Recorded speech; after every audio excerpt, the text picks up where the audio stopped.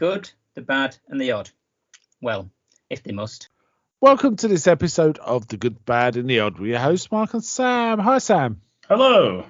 Right, so we're in 2022 now. I shouldn't do this. 2022. Yeah, this is the first recording of 2022 between the two of us. And we are covering Matrix Resurrections. Resurrection, right, okay. Now, what's your thoughts on the original Matrix trilogy and the Animatrix? Okay, this may be controversial. I think the second and third Matrix films are just as good as the original. Oh, I can't agree with you there. Having rewatched them all today. Oh, really? Wow. Yeah, I've rewatched them all. You start to realize how brutally functional a lot of the dialogue is. Yeah. It is. You sit watching it and it's like all these lines sound so cool, conceptually, but you think about it, it's like he just goes, "I know kung fu." Yeah. It's like, yeah. That's a joke line, isn't it? That one, and do you think that your air, that's air you're breathing, is memes, aren't they? And there's others. But yeah. Really, that is interesting. What about the Animatrix? Did you? The Animatrix, I really like. I watched that with my friend for the first time, and he was shocked when I told him that I'd first watched it all at 10 or something. Yeah. It's that is a horrendously gory miniseries. I have to say, I rewatched the Animatrix, and I think some of them are okay. I mean, there's no bad ones, but my favourites by far are Flight of the Osiris and both parts of the second Renaissance.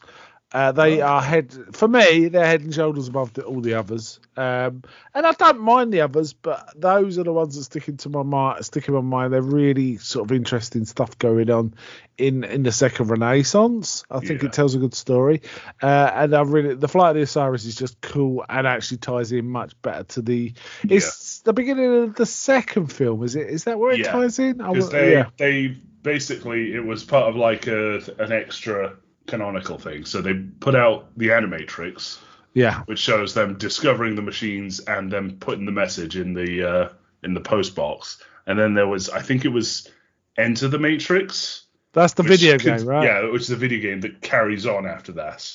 Now, the video game I've never played, so I've not played it either. So. But it'd be kind of interesting, especially what's given in Matrix Resurrections.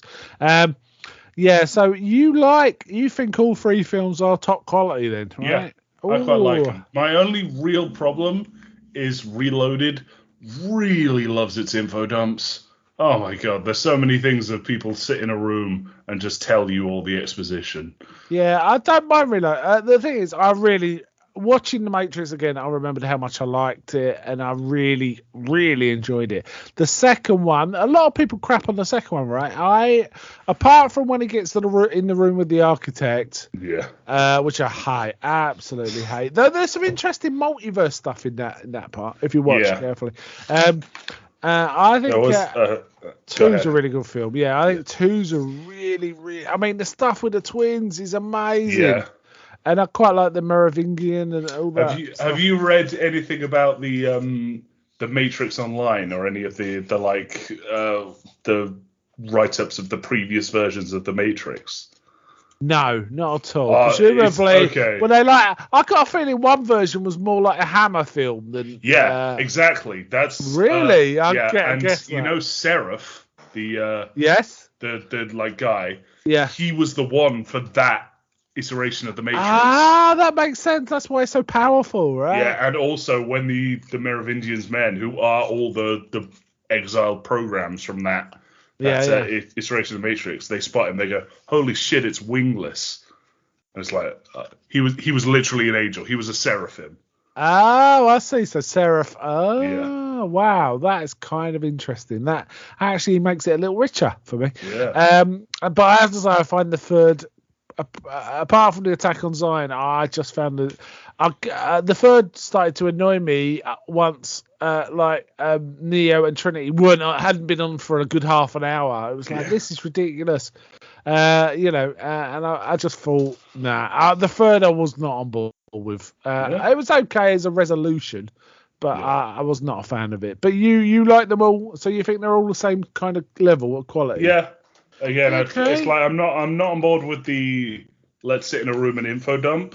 Weirdly, except for the Oracle scenes, because she's like coy about it. I don't know. Yeah, I have to say it's just weird. Something way more friendly about her. Well, I like the Oracle scenes, but I loathe the Architect scenes. Yeah. And it's the same thing, really. Yeah.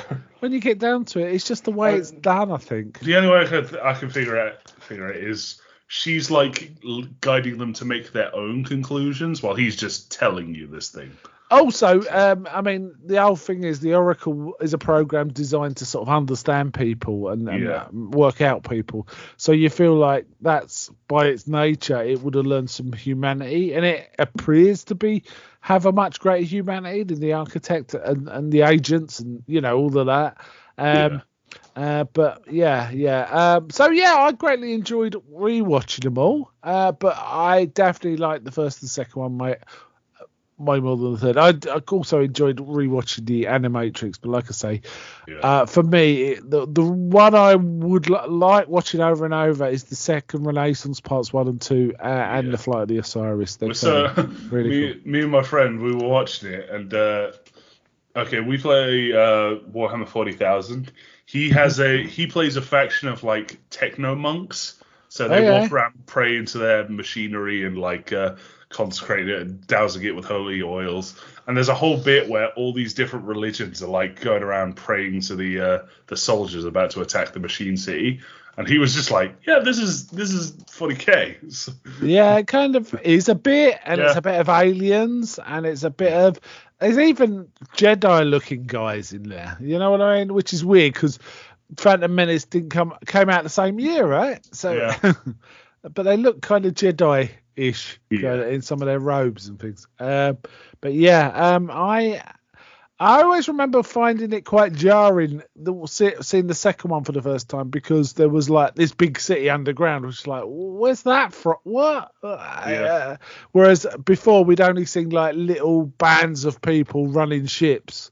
Things like that. So they do mention like the city a couple of times. Yes, they do. I don't know if they explicitly call it Zion. I can't remember. No, they do mention it. Yeah, they do. I'm sure they do in the first one, but it was just so radically different.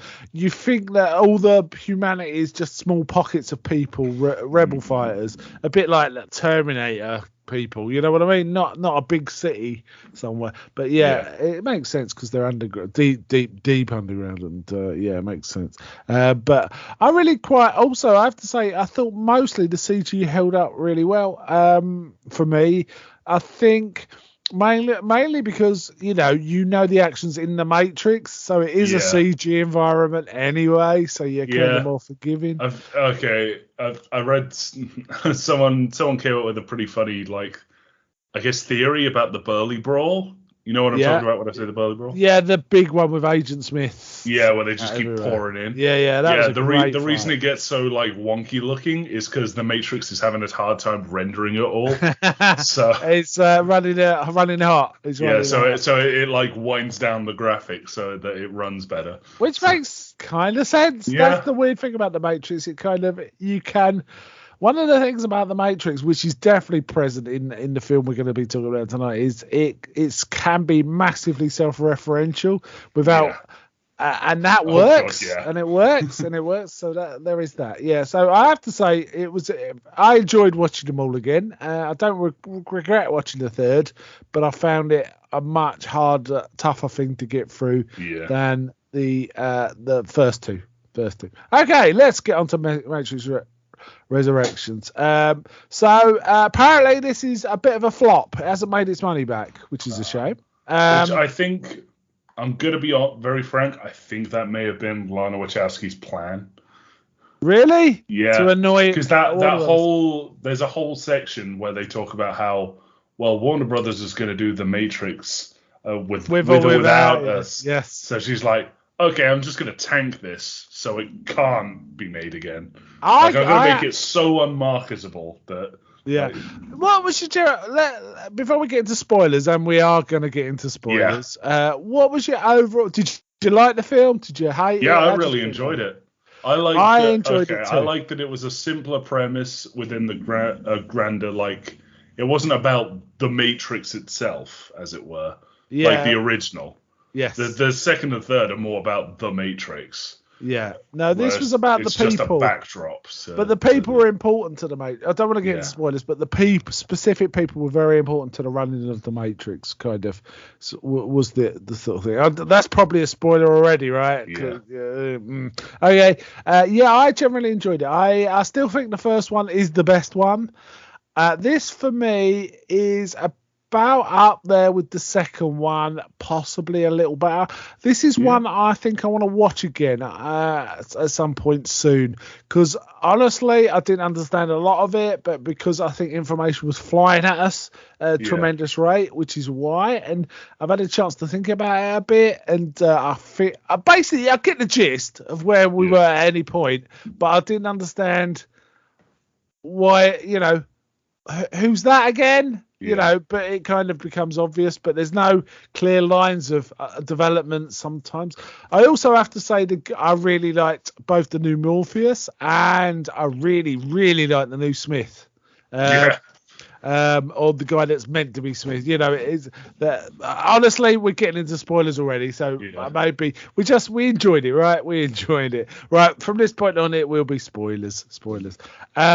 Okay, I have to say, I was kind of delighted at how self-referencing this was, and it totally worked. Yeah.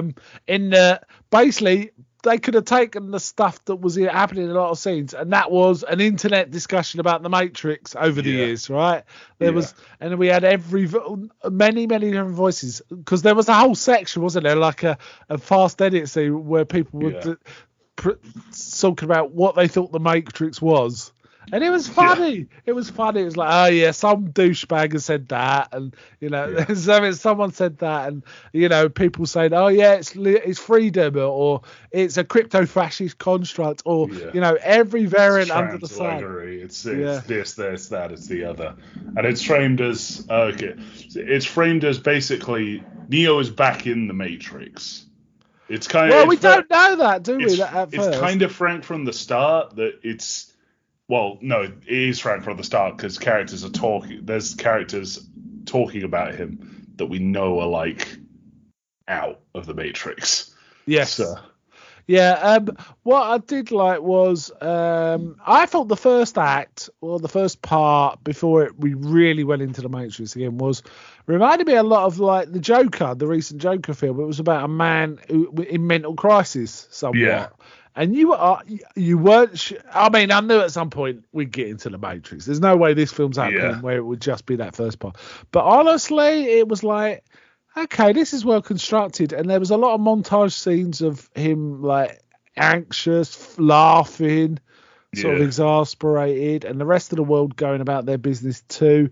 Which is great. I really like the use of Ask Alice, or I don't know what the track's called. That really worked well in this film and was appropriate. And I like the fact he was seeing a shrink who was giving him blue pills to help him control things. That was kind of funny. Neil Patrick Harris, right? Yeah, that was really fun. His whole shtick as I think the character's officially called the Analyst. Analyst, who's got a black cat called Deja Vu. Yeah. And he's basically gaslighting Neo. Yes. Well, you're not sure because he explains it to Neo as you're using me in your you've even used the cat in your constructs, but that can't be right because Neo wrote this game, or Thomas Anderson wrote this game years before, and the cat was in the game. So how could he be using the cat as a construct? Because that doesn't, there was a few plot holes like that, right? There was a few. Yeah. Well, that's the idea. It's not meant to be at least I don't think it's meant to be perfect. So he can like wake him up and then put him back in again. Yeah. And they're reset to stage 0 and they're still generating power. Yeah. So. And now premise, let's get to the what I think is what I understood what was going on. There was a civil war with the machines after the end of the third film, and one faction won and wanted to get everyone back in the Matrix, but they found a better power source. Somehow was Neo and Trinity interacting but not getting together, because whenever they got together they won or something, but they had to keep them in despair or in close tension to generate more power. At one point he made an interesting point which wasn't picked out. Sorry, Neil Patrick Harris is the analyst. He said something like, you wouldn't believe how much energy we get from despair and manipulating emotions. And honestly, this whole thing felt like, have they lifted this from Monsters Inc?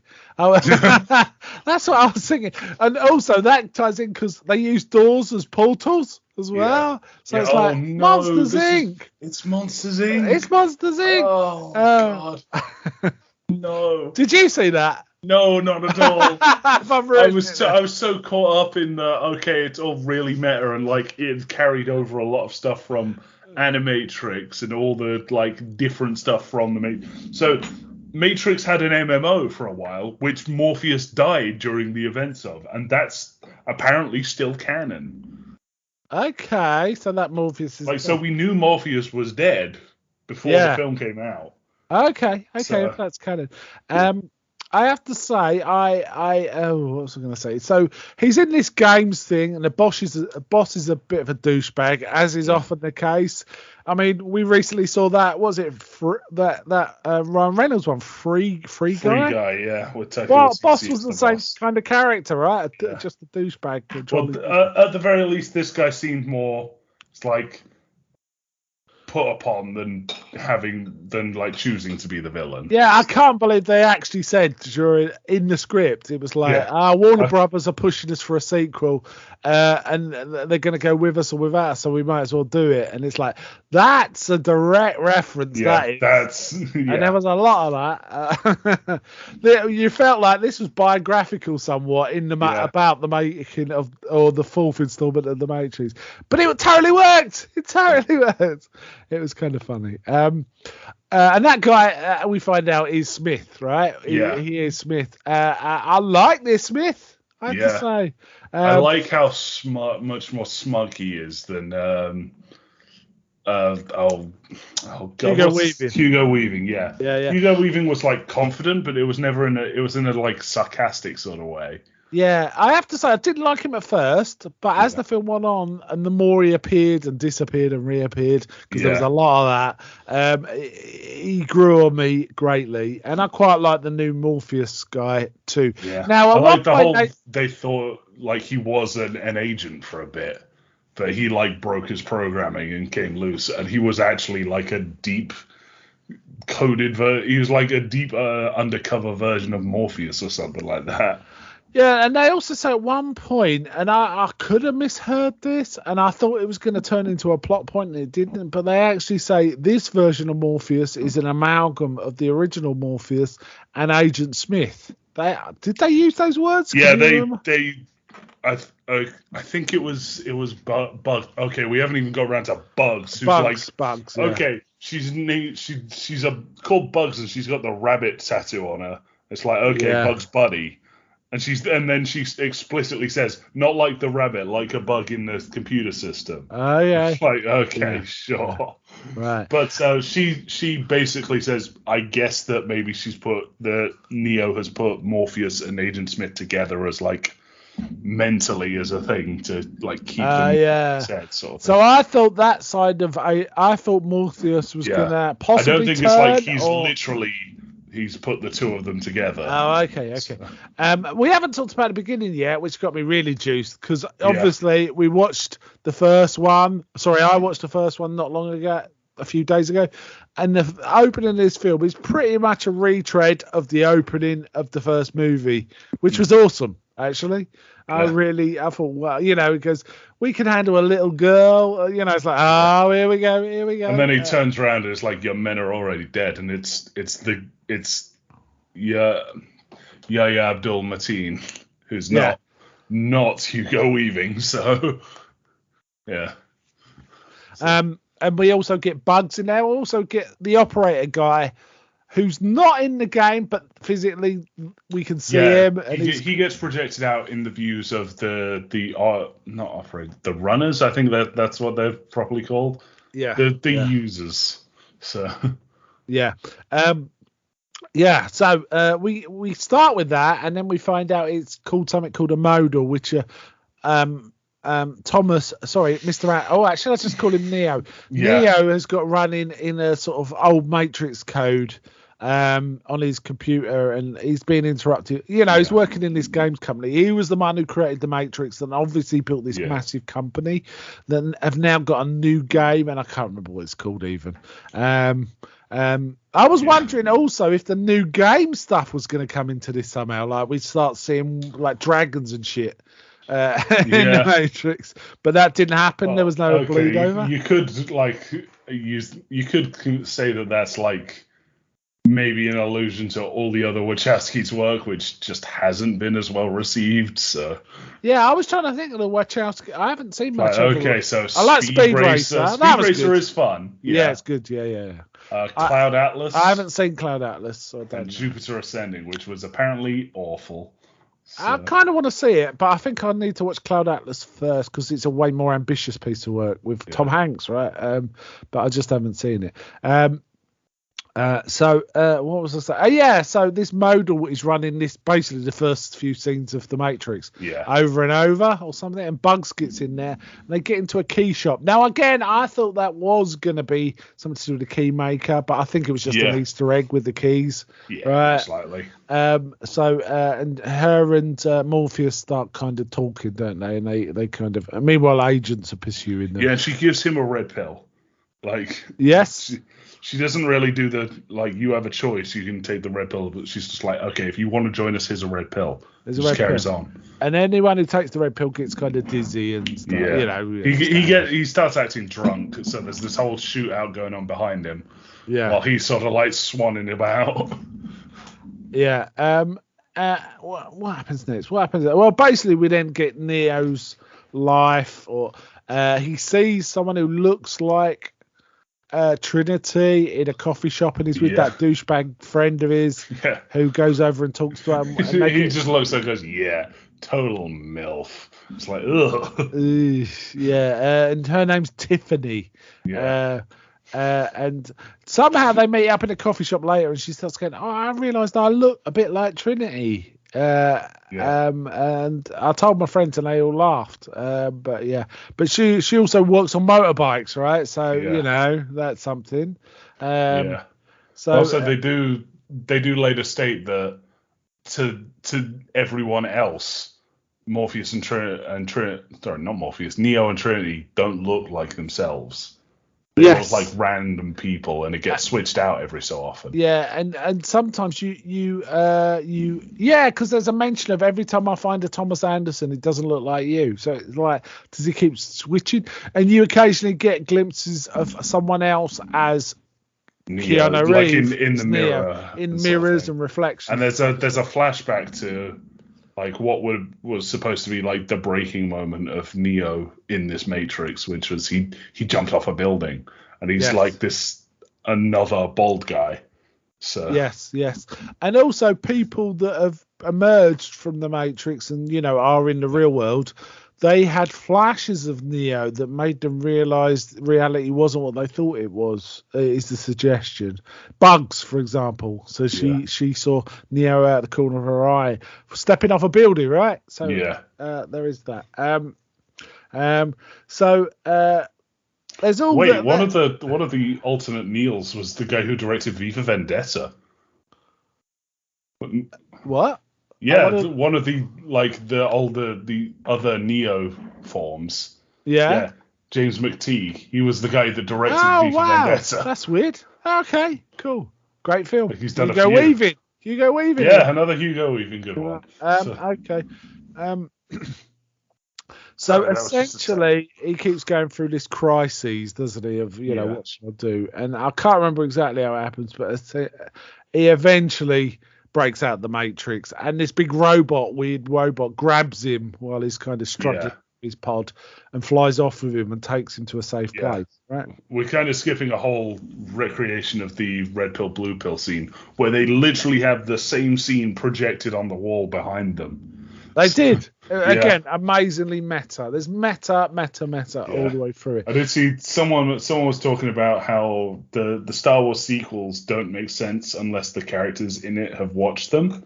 Yes. Like Star Wars. The Matrix, the characters have canonically watched The Matrix. So they know it.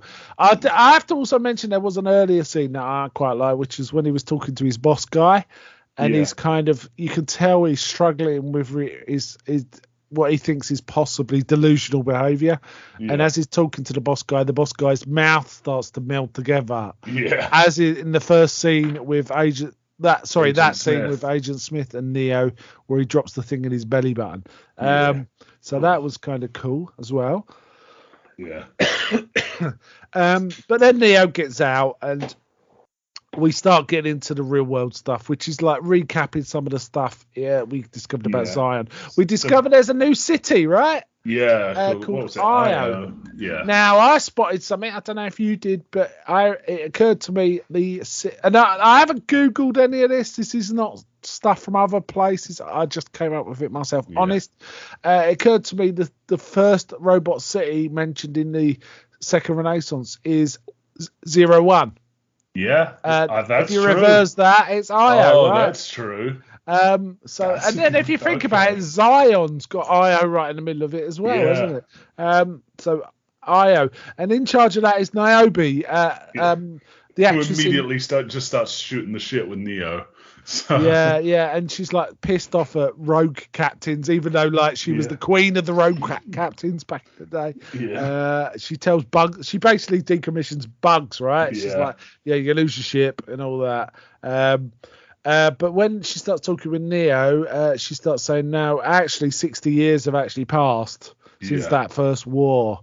And they also say, basically, they've got some robots and what they call symbionts working with them. Yeah, the robots are just called the symbionts, and then there's programs that have like these weird magnetic ball bodies. There's like ball bearings that are kept in shape with magnets, and they look vaguely human. Which means that artificial programs, can actually have a physical form in the real world, and that's what through this mechanism, and it's really cool. Actually, I really quite like. But there's actual full-blooded robots that look kind of scary, but are fun. To go back to your point, that was a thing in Animatrix, the people converting robots.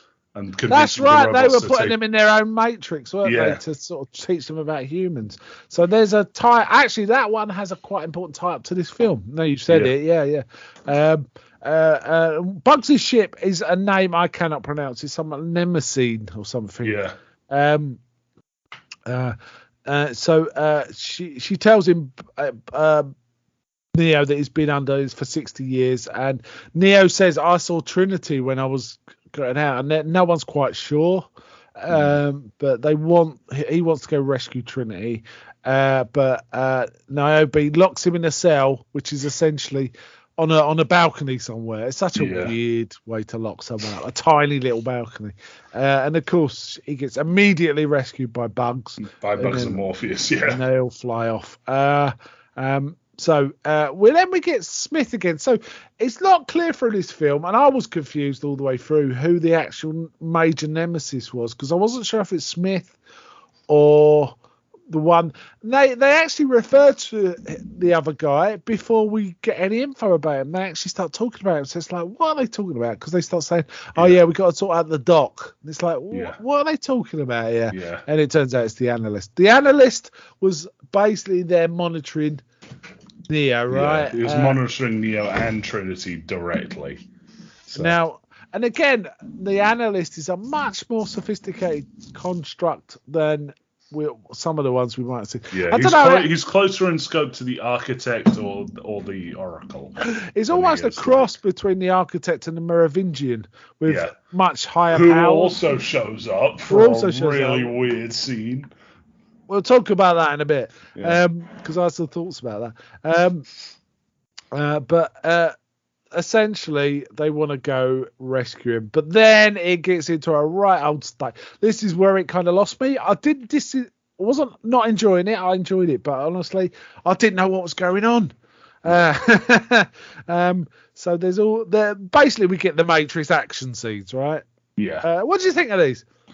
They they weren't as good as the original Matrix action scenes, but when you read, like, if you've read any of the, like, reasoning on which Wachowski was it? Lana? Yeah, Lana Wachowski's, like, how her directing style has changed.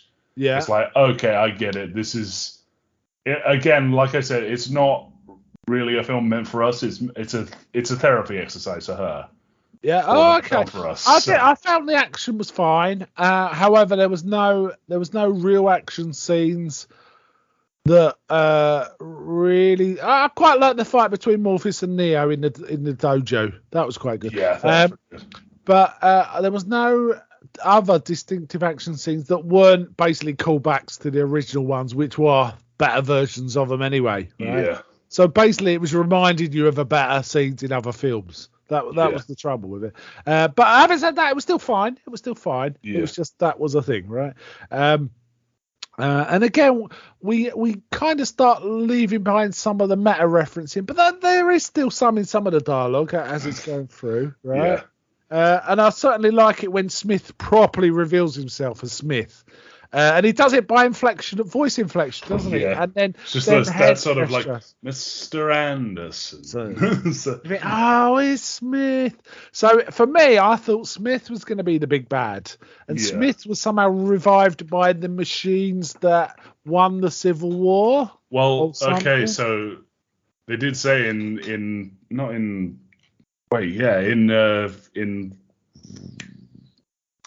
2 or 3, I can't remember which one, the Oracle does say that if Neo exists, Smith has to exist. And I find it interesting. I'm wondering if, in the end, the big bad really was not Smith, it was the Analyst, right? Yeah, well, it was the Analyst who was the villain. So. It was the villain. And I was wondering if he was actually using Smith, as head of the company as a way of keeping a leash on Neo somewhat. Yeah, most likely. As well as himself being the Analyst, he had this other guy in the organisation without Smith's knowledge necessarily. You know. Smith just thought he was a guy. Yeah, like he didn't realise he was the agent. So. It was only when Neo came into his... It's a bit like the Joker and Batman, right? In Dark Knight Returns. Yeah, when it started fracturing on Neo, it fractured on Smith too. Yeah, so in that, the Joker is dormant until Batman comes, starts being active again. And then the Joker arises. Whereas in this, it's the same with Smith and right? Yeah. I also did like that Smith referred to Neo as Neo a couple of times. Yes. It's more of an acceptance of an enemy sort of thing that they've kind of been building on from the second one. Yeah, there was one scene that did make me laugh where in the real world that they had to take him prisoner, and he says, "You're Neo?" And he just shakes his head. He says something like, "I've never met a legend," or something like that. Yeah. And there is one interesting thing that Neo keeps insisting. I never thought I was the one. It wasn't me that believed I was the one. So that's kind of interesting. And it's possibly telling on how it ends. We'll get to that when we get to the ending somewhat. What happens next? They try to break Trinity out from the inside. It doesn't work because the Analyst interferes. And shows that as fast as Neo can move, the Analyst can just slow down the whole Matrix except for himself. So he can just, it doesn't matter how fast Neo's moving. Yeah. He can just do it. And essentially they so the threat is come back to your pod or we kill Trinity. It's kind of thing. That threat kind of disappears. In the end, Neo meets up with a grown-up Sati. The little girl that the program that was moved into the Matrix through the train station. That's right, and she says her father was like chief technician, or basically the major. He was head of power. Yes, for the machines. Yeah, and the Analyst took over and killed him. So and she wants revenge for her parents as well. That kind of lost me. I didn't really see the need for any of that in this, but okay, right. So I think, to be fair, with a sequel as anticipated this, you need more than 3 returning characters. So I'm surprised an Oracle version didn't turn up, actually, but that didn't happen. So basically, Neo then talks to the analyst. He says, if I can't convince Trinity to become aware of things or to accept, she needs to emerge, then I'll go back in my pod. The analyst is like, I can't remember now. He's kind of saying, why would I do that? Or something like that. But he does kind of agree, but it's backhanded, I think. Yeah. But the entire time, while this negotiation is going on, they're plotting a way to get Trinity out. Yeah. By working around, just unplugging her. Yeah. She also does have to agree to come out, no matter what. So her compliance is necessary. Yeah, and they get the scene where she seems to say, no, I can't. And then it keeps. And there is that isn't the isn't that just after when they meet the Merovingian again? Which is bananas, right? That's a mental scene. Bananas. He just stands there screaming at them in French. While some of the random programs try to beat him up and get. I was hoping. I have to say, I was hoping when that scene when he first appeared, we were going to see some sort of equivalence to the Ghost twins. Not necessarily them, but something I thought we might see werewolves or something mental like that, or vampires. Didn't really go right. It was more like Mad Max, really, wasn't it? Yeah, it's just a fist fight, so. Just scruffy looking dudes, sort of ninja types, right? It also was funny at one point. Neo's leading all the troops in, and one says, "Oh, he's definitely going to kill us all," which kind of made me laugh because that's what happens in the films, right? Neo people keep dying until Neo's the last one left. That's what kept happening. They did do it in this film, which was quite nice. I quite like that. And also, the analyst kind of gets a bit scuppered because Smith turns up and is pissed off that he's been played. He doesn't. He's very angry that he's been manipulated, and he shows up in the middle of a big scrap where there's a whole restaurant just full of guys with guns pointed at Neo. And they're just waiting to arrest him, and Trinity walks in and seems to reject him for her new fake husband, Chad. Until Chad starts pulling her arm. Yeah, and calling her Tiffany. Yeah.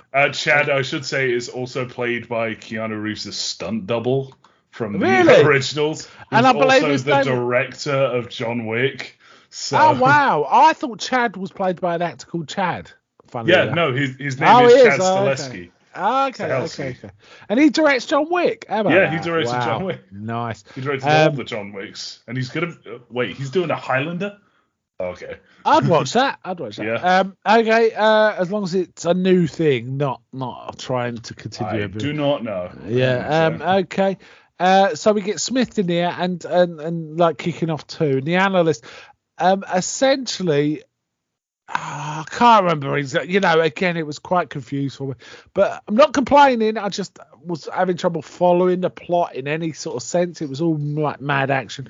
Yeah. Trinity and Neo have their Thelma and Louise moment, right? Yeah. They decide they basically reconcile that death is better than slavery, sort of thing. Yeah. So they jump from a building. And Trinity flies. Yes. And I have to say, there is a scene just before where they say, Neo, can you still fly? And he tries, and no, it doesn't work. And it's like, no. Yeah. But Trinity's the one flying. So Trinity has the same power as Neo or something. And they do demonstrate that Neo can still fly at the end. So they do. He's kind of got his mojo. They talk about Neo getting his mojo back all through the film, don't they? And he's got his mojo back, and they go find the analyst. And he proceeds to murder him several times and snap him back to to life. Trinity actually says earlier on, "I want to punch that guy, knock his jaw off, or something like that." And she proceeds to. And then just keeps doing her mad kicks and all this sort of stuff. Yeah. And Smith turns up and sort of gets involved too. Yeah. Let's see what else happens. Smith disappears, and they have a whole weird zombie apocalypse scene where they kind of show off a new type of enemy called bots, which is just, they're not real people, they're just AI that are in the Matrix, and they basically turn into fast zombies. The advanced zombies, and Trinity's come, riding a motorbike trying to avoid and Neo's them. like deflecting everything. Yeah, so. I have to say there is a moment where Smith actually signs out, or he actually talks to it. He goes, "You know your trouble. You could have been anyone, whereas me, I can be anyone." Or something. And then he like undoes his possession of a guy. It's like, oh god, he's literally just could be anyone. He's out there and he could be anyone. Yeah. So again, it made me think of a Batman Joker vibe. That sort of thing. You know, you're too fun to kill. There was that vibe to it. You know.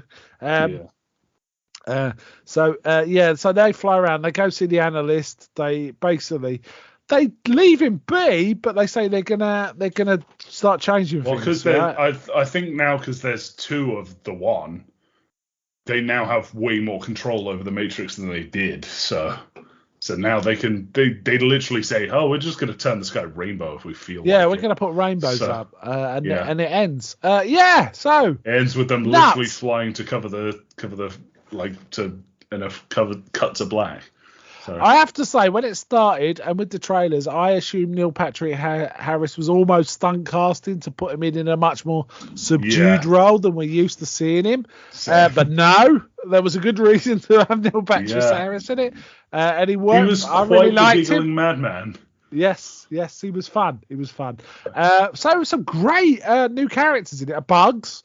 Yeah, Bugs was pretty fun. The analyst, the new Morpheus. The new Smith was really good. The new Smith, that guy was really good. I think we're going to see a lot more of that guy. Jonathan Groff. Yeah, I think there's something about him. He's been in a fair bit, I think. He has. He was in Frozen, yeah. I think he was in the original cast of Hamilton. So he's a song and dance man too, presumably. Basically, he's a big theatre guy. Apparently, the member of the stunt team named him the Savage. So he must have been properly having a go with the stuntmen, I assume. So that's something when a stuntman calls you that, right? Yeah, that's what's it? John Rhys Davies in Lord of the Rings. Yes, there's James Bond. Yeah, I thought the re-emergence of Jada Pinkett Smith as Niobe was kind of cool. I wasn't expecting it, didn't know it. I kind of like the Merovingian turning up again. Yeah, that was kind of fun. A weird one. I thought his missus might turn up too as a mad bag lady or something, but she didn't. Didn't. So there was that. So there was some good stuff going on here, and I liked the music. I liked a lot. The action was probably the least best version of action in the Matrix out of the four films. I have to say. I think either she just came out and said this, or like it's some sort of biographical thing that came out. Basically, Lana Wachowski, she says that all of the original Matrix films are made under very strict control. Like all this, that, and the other. And she wanted to just not really do that. She did a lot more like improvisational stuff in this. And I feel like, again, because it's not really a film for us, it's more a film for her. Like, this is her therapy film. Okay. I appreciate it much more as that than like a film, the new Matrix action, yada, yada, yada, sort of thing.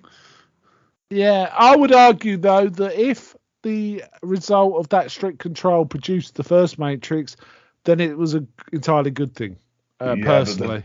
I'm going to guess the stress on her was huge. So. Yeah, possibly. Yeah. I mean, I guess to make those scenes in the Matrix, they had to be very, very controlled, right? To get all those very precise choreography working. So it kind of makes sense, yeah. But yeah, a solid film. Would you like to see another Matrix film? I would, but I'll say I would. I only want to see it under a Wachowski, because the other Wachowski sibling, Lily, has explicitly said that she doesn't want to do any more Matrixes. Okay. Like she just doesn't want to be part of it. Cause I have to say, weirdly, they both one does and one doesn't for the exact same reason. It's because their parents died. Okay. So. Well, that's fairly traumatic. Yeah. Yes. And obviously they have had quite difficult personal decisions to make. I would imagine they're difficult. I don't know. I don't know any. I have to be very careful what I say here. But I imagine those sorts of things are a big consideration. I found the quote on why Lana Wachowski decided to come back to it. So she says, "I couldn't have my mom and dad, yet suddenly I had Neo and Trinity, arguably the two most important characters in my life. It was immediately comforting to have these two characters back alive again. It's super simple. You look at it and say, okay, these two people die, and okay, these two people are back to life. And doesn't that feel good? Yeah, it did. It's simple, and this is what art does and what stories do." Yeah, I agree. And I have to say, at one particular point, in the craziness of the last act, where I completely couldn't follow what was going on, I was still very touched when Neo and Trinity, that love story, precipitate, because the Matrix is a love story ultimately, as well as everything else is, and that I found quite touching. It worked, it wasn't like oh bloody hell, get on with the action. No, it was okay, that's great, let's see this little quiet piece of life, so I have to say I quite like this film quite a bit.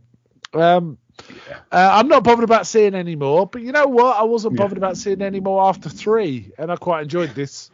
It definitely doesn't feel like the way maybe the Terminator franchise has gone or any of that. Terminator's become like a full-on zombie franchise. Yeah, it just keeps trailing on. There was no way you can describe this film as a cash grab. Well, it's lost money for one thing, but it's definitely thought through. It's clever. The referencing is fun. Yeah, it's 60 million in the hole, according to Wikipedia at the moment. I think it'll make it back, personally. Yeah, it'll probably make it back on like DVD sales. Blu-ray sales, or like. Presumably, the market, now that everyone's in lockdown, the marketing's way less costly. I don't know. Yeah. Or arguably I really more if you know anything about the James Bond. Okay. They had to keep redoing all their marketing with the new dates. Yeah, that's because they couldn't decide a date. I think the Matrix was a bit more settled, wasn't it? Yeah, I imagine. All right then. Okay, let's get to the beef of it. What score would you give this? This one it's difficult to give a score.